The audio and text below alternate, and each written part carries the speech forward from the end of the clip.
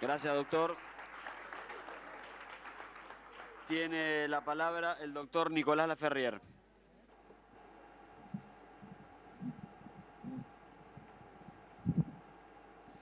Muy buenas tardes, agradezco el espacio. Dentro de los múltiples problemas que presentan los proyectos de ley de legalización del aborto, voy a detenerme en la cuestión de la conexión entre aborto y personas con discapacidad que son abortadas. Este fue el tema de mi tesis doctoral y a la cual me remito y sobre la cual he actualizado información para este informe. Además, por el acotado tiempo, no me haré referencia a otros aspectos que hemos publicado a través de un informe del Centro de Bioética, Persona y Familia, que también incorporo, al cual me remito.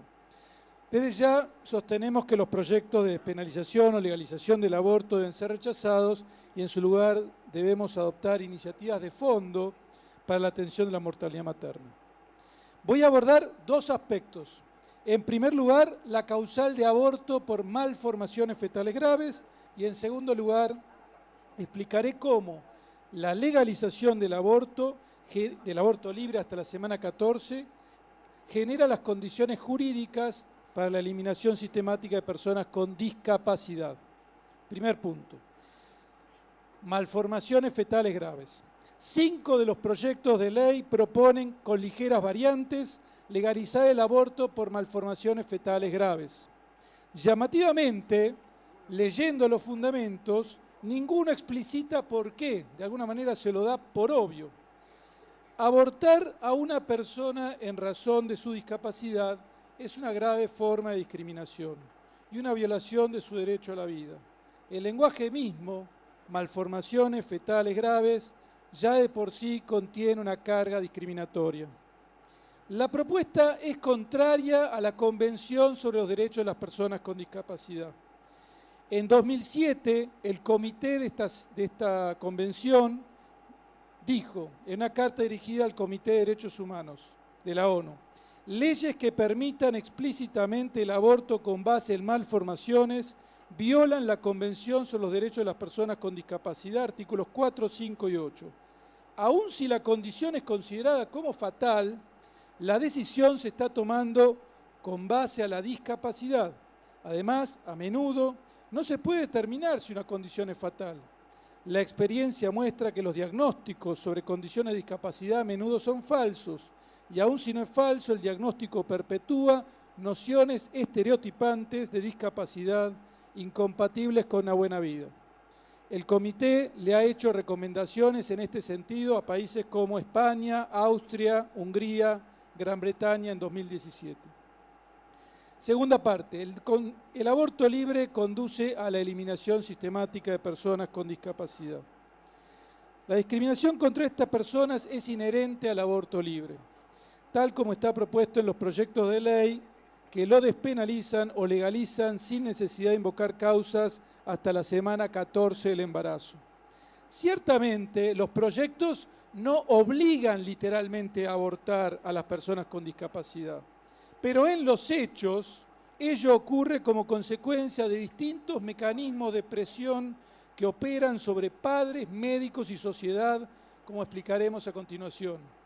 La experiencia internacional es contundente en demostrar que en los países con aborto libre se descarta alrededor del 90% de los casos detectados de discapacidad como síndrome de Down. Este es un dato que no puede ser ignorado y debe ser asumido por quienes proponen el aborto libre. ¿Cómo ocurre esta eliminación sistemática de personas? Por 3 mecanismos de presión. El primer factor es la difusión de los estudios genéticos cada vez más precisos, tempranos, seguros y accesibles. Por ejemplo, hoy ya no hace falta hacer una punción para obtener células fetales. Basta una extracción de sangre, pues hay estudios no invasivos que desde la semana 10 detectan y luego analizan células fetales en sangre materna y son indicados para trisomía 18 y trisomía 21. Con el aborto libre, estos estudios tienden a volverse rutinarios y a ser incluidos obligatoriamente en los controles prenatales pues se abre una ventana de tiempo para que los padres puedan decidir el aborto sin expresar ninguna causa. En este contexto, segundo mecanismo, el médico se ve obligado a recomendar en todos los casos los estudios prenatales o incluso el mismo aborto, por temor a sufrir acciones por mala praxis de parte de los mismos padres, que si naciera un niño con discapacidad podrían pretender demandarlo por haber perdido la chance de abortar a tiempo. Y el tercer mecanismo de presión opera sobre los padres, desde el sistema de salud, que pretenderá cobrar mayores costos, primas, por la cobertura de discapacidades que pudieron ser eliminadas. Es como si dijéramos, ¿por qué debemos pagar nosotros los mayores costos de salud si ustedes tenían a tiempo la chance de abortar? Se advierte que si bien formalmente los padres son libres para no abortar, en los hechos están fuertemente condicionados y empujados a ello. Cuando los estudios son obligatorios, además se crean registros de embarazadas. Esto sucedió en Francia, donde el Consejo de Estado terminó anulando un registro de personas embarazadas con síndrome de Down. Llamativamente, el proyecto de ley presentado en 2018 amplió el plazo. Antes, en las primeras versiones eran 12 semanas, y ahora se amplió a 14. Nunca se explicó este cambio, pero podemos suponer que ello apunta a ampliar la ventana de tiempo disponible para abortar mientras se tramitan los estudios prenatales del primer trimestre, como la translucencia nucal. Aunque nominalmente el aborto no estaría destinado a eliminar a las personas con discapacidad, estamos ante una discriminación indirecta, pues leyes, políticas o prácticas en apariencia neutras influyen de manera desproporcionadamente negativa en las personas con discapacidad.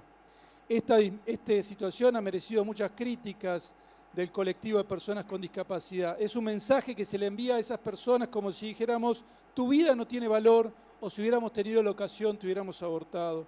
Dramáticamente, en lugar de buscar conocer para curar, el diagnóstico prenatal termina conocer para eliminar. Argentina tiene una larga historia de protección de las personas con discapacidad desde la concepción. Espero que trabajemos en esa línea. Muchas gracias.